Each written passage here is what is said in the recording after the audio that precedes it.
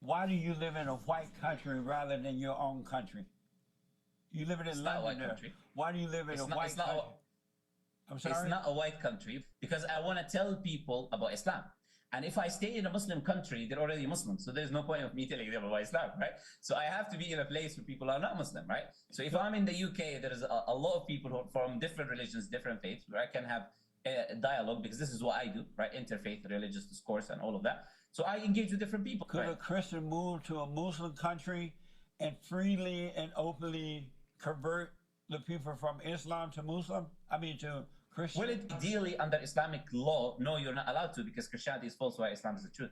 You don't allow these harmful ideologies to infiltrate into our people. When tolerance becomes a one-way street, it leads to cultural suicide. When I am able to fly to Saudi Arabia with my Bible in hand, with my cross around my neck, to go to Mecca and go to a church, then guess what? We're good to go. But until that point, we have to understand the objectives and the goals that Islam. Welcome to the Informator.net.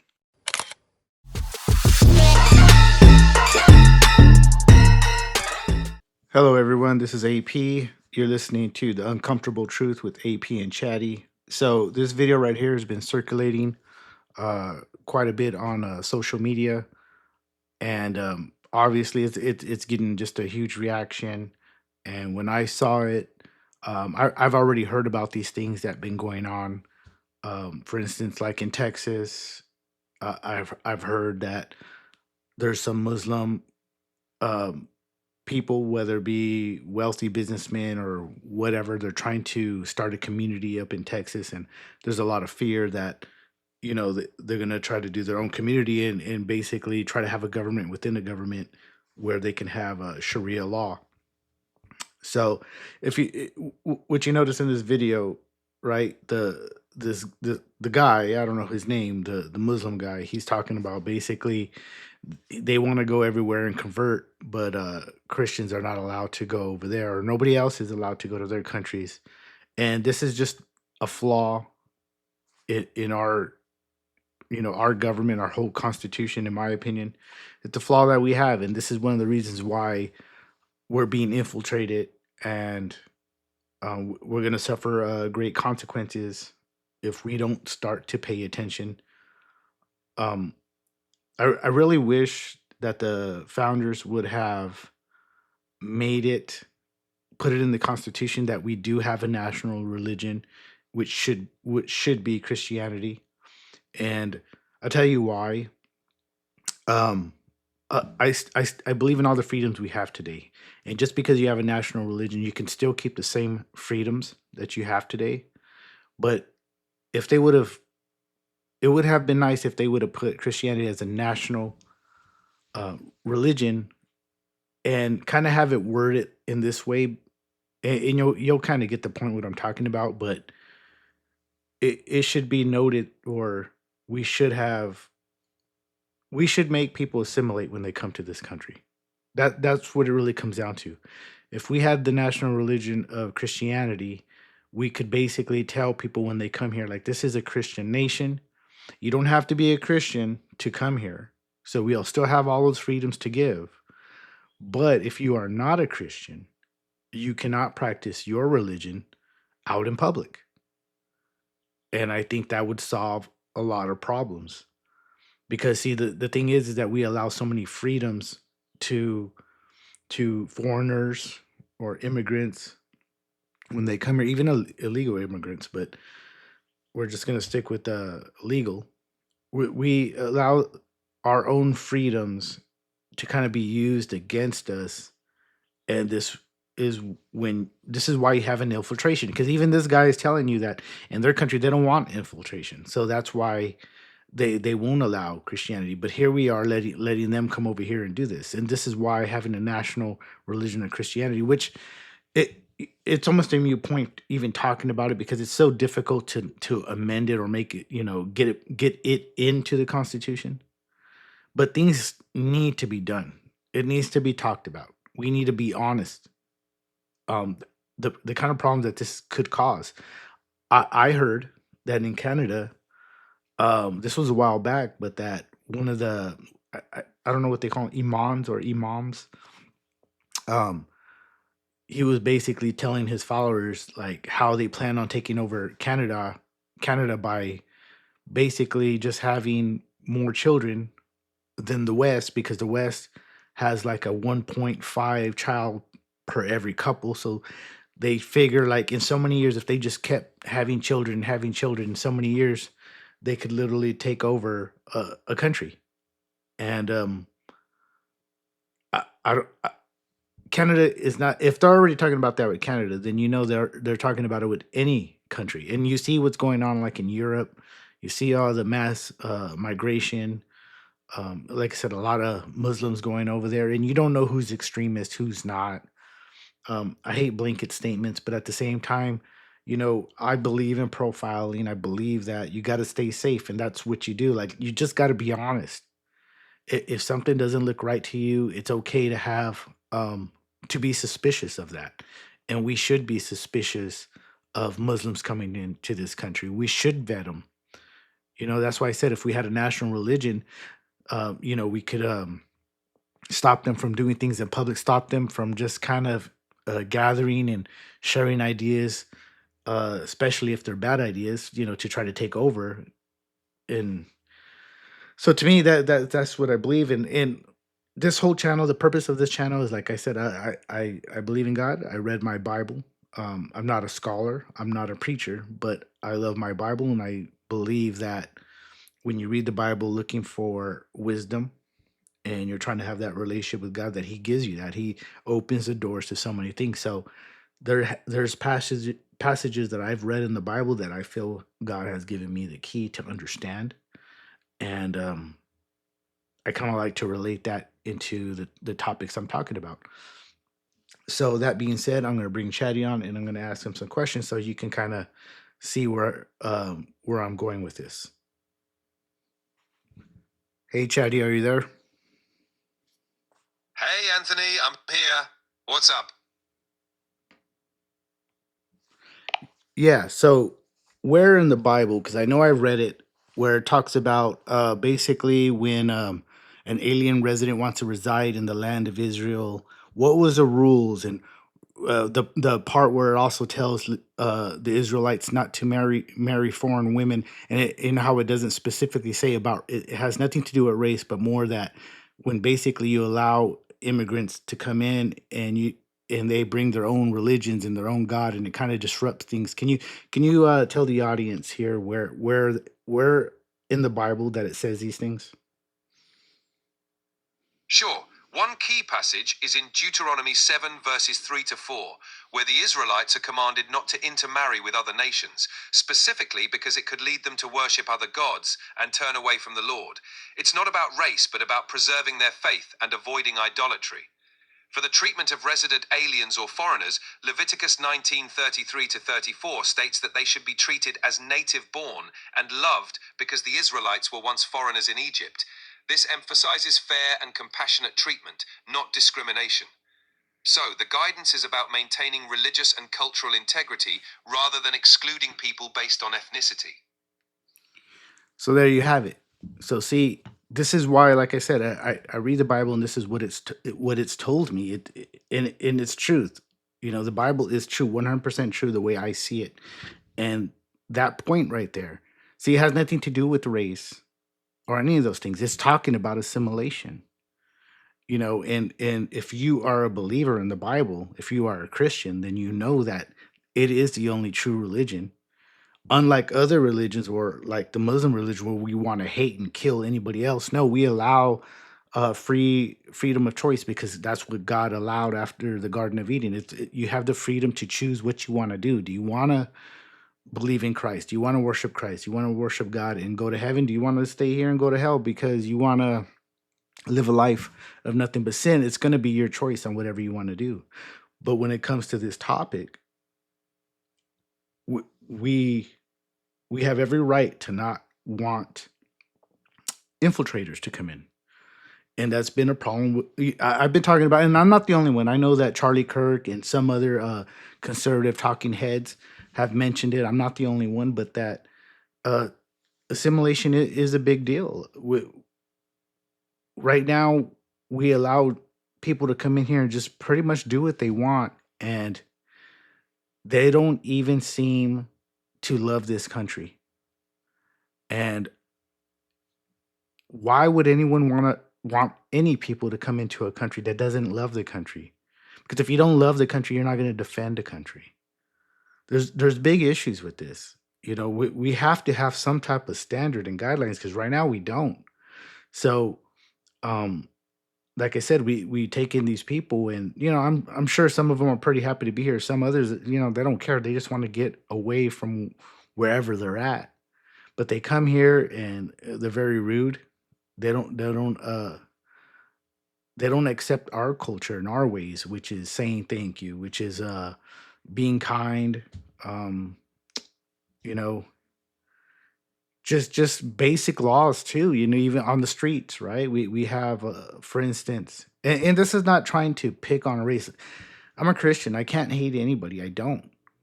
But like I said, you got to be truthful at some point. Like right now, we have like in California, there's a lot of Indians that come here from India, right? And they don't follow the laws. They don't seem to care. They go on the freeway in their diesel trucks and they drive recklessly and they speed, they tailgate. Like I said, just rude. You could sit by one in the DMV and the guy's picking his feet right by you, and there's just no care. There's no care about how you feel because we don't push anything on them, and you can't shame anybody, right? You can't say anything because you're the bad guy. You're a racist. You're this, but it's not true. You know, it depends on how you say things or how you're trying to relay a message. Is there anger and hate in your message, or is there actual like, hey, you know, this is not how we do things? Because I can tell you right now, if you go to any other country, you go to China, you know, you're going to be expected to learn some Chinese. I'm sure there's areas where they have English. Every place does, but that's not the way it's supposed to be. I like to use the simple example of you know, one's home. You know, if you need a place to stay, let's say you went on hard times and you need a place to stay, and let's say you go to your neighbor's house, you know, you should expect that your neighbor's going to have rules, and you're going to have to abide by those rules if you want to stay there. And that's just common. That should be common knowledge. But yet we don't apply this, and it's only getting worse too because you know there's a lot of forces out there that want to tear America apart. There's several. You have foreign countries we don't get along with, like China or Russia. They're always going to try to use their propaganda and their stuff here to destabilize us. You have bigger bodies like the New World Order or uh, you know, to me, or the satanic, you know, Satanism, the devil. And I know a lot of people want to say, well, the devil, what do you mean? The devil has his hands in everything. I can't. If you're not a Christian, you're agnostic or anything in that level area, and you're just kind of unsure. I would recommend read the Bible. I would recommend go to church. I would recommend giving it a chance. You're so quick to believe in aliens and believe in Bigfoot and who knows what else. But when it comes to the Bible, you don't even want to give it a chance. Give it a chance. Give it a chance. And then you're going to start to see, like the Bible predicts these things, like the sign of the times that Jesus is talking about. We're in that right now. So there's a lot going on from the reprobate mind, which is people that have already committed to their sin. They have the same commitment to their sin as a Christian does to Jesus Christ. And for those people, there is no change in their mind. Not by the average guy like myself or a preacher. It's going to take a divine intervention for someone like that to change. But if you're like I said, you're kind of just up in the air. You don't really know. You know, maybe you're in between the whole Darwinism, right? Or you know, there's something. Or I know there's people that believe in the Matrix, and there's just so many things out there to believe. What I'm saying is give Christianity a chance. Like like I know how science wants to put it out there that, like, hey, everything came from nothing, which you should see as ridiculous. Like, you should really. Here's the thing about the Bible. Here's the thing about God. When you go through that Bible and you really want God's wisdom, He's going to start giving that to you, because anybody can gain knowledge, and knowledge is great. The Bible even states that. But wisdom is more important than knowledge.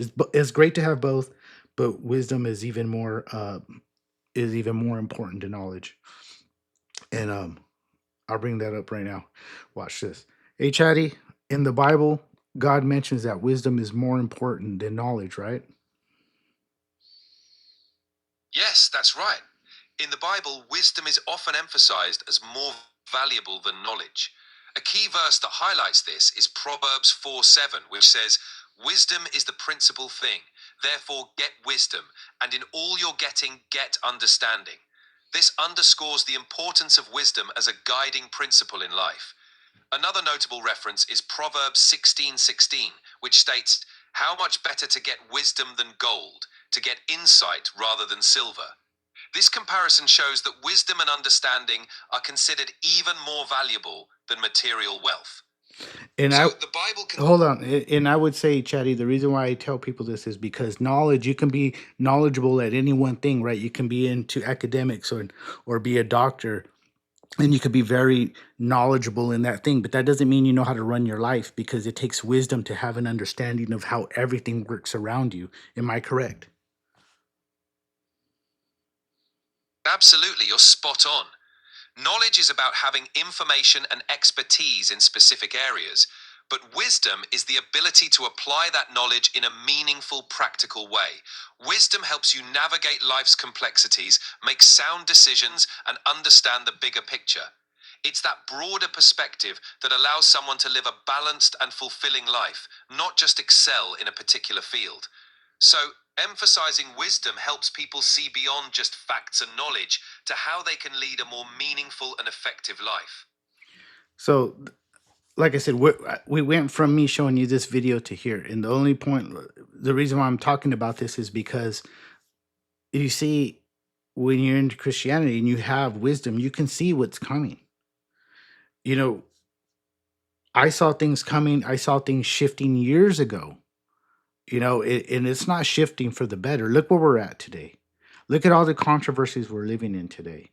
Things that were considered taboo and bad in the past are now considered good. And the things that were considered good in the past are starting to be bad. I mean, and then the minds of men are switching. So my point is when I see this Muslim guy basically telling you, like, hey, a Christian can't come to our country. Nobody can come to our country that's going to preach anything other than what we're doing. Basically, you have to assimilate to be one of us to come into our country. But yet they're using our laws, and they're coming over here, and they're going to. There's a couple of things that could happen.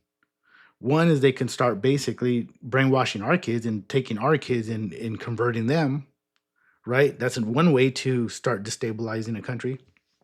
The other is we don't know. Now, this is pure speculation, but we don't know. We don't know if in 40, 50 years they start to have a huger number. We could have an inner civil war, not necessarily started by Americans, but by maybe them, because they do want to take over. Because you gotta admit, if the Americans army is so technologically advanced compared to all these other countries, especially in the Middle East, how would you attack a country like the United States? Well, you could slow down the technology, make it less effective if you were able to destroy it from within. And that's the things we need to watch out for. Hope you enjoyed this clip. This is going to be I'm going to put this together into a larger video, so be on the lookout for that if you want to watch all the parts together. But this is going to be, I'm going to do a series of clips. I thank you for watching. I'm trying to get my sea legs into this whole YouTube thing. I hope I'm making strides and getting better. That's the plan. My last videos, you can watch them. Like I said, I hope that you grow with me. So please subscribe. Be on the lookout. Go to theinforminator.net as you see it right here on your screen. There's some very good articles there. Everything there is free, ad free. So I hope you enjoy it. Is there anything you want to tell the audience, Chatty, before we wrap this up? Of course. Thanks for tuning in, everyone. Remember, wisdom and understanding are timeless treasures, and they can guide you through any challenge. Stay curious, keep learning, and take care. God bless. Till next time.